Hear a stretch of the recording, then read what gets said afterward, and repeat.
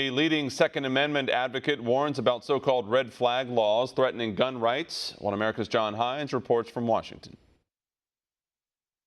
Dr. John Lott, the author of More Guns, Less Crime, told OAN America News that new gun control measures proposed in Congress could allow authorities to mistakenly identify people likely to use a gun to commit a crime and preemptively restrict their access to firearms.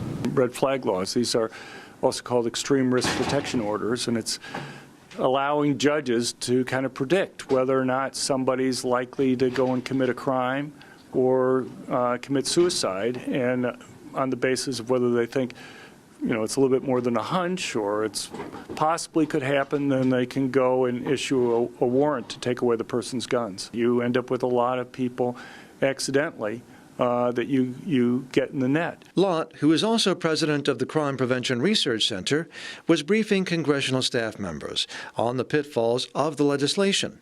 Most of these red flag laws not only allow law enforcement, but in many states, relatives, roommates, ex-spouses, and other concerned parties to petition judges to restrict access to firearms.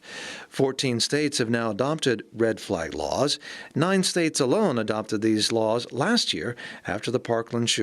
Empirically, they haven't accomplished what people would like them to. We want to try to predict whether somebody's going to go and commit a crime or going to commit suicide. That's pretty hard to do, particularly when you're just having, I guess that there might be a chance that they're going to do that. Writing laws that will accurately predict who will commit a crime is a hard thing to do.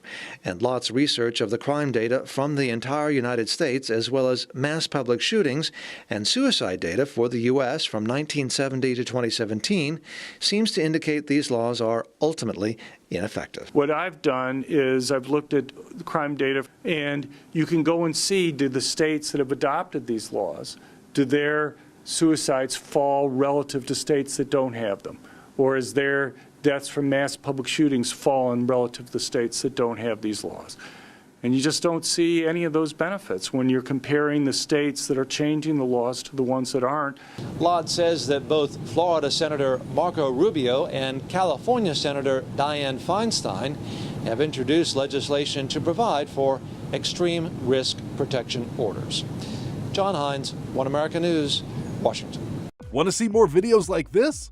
Click on the link below and subscribe to OAN America News on YouTube. And call your cable provider and kindly demand that OAN America News is added to your lineup. Call and subscribe today.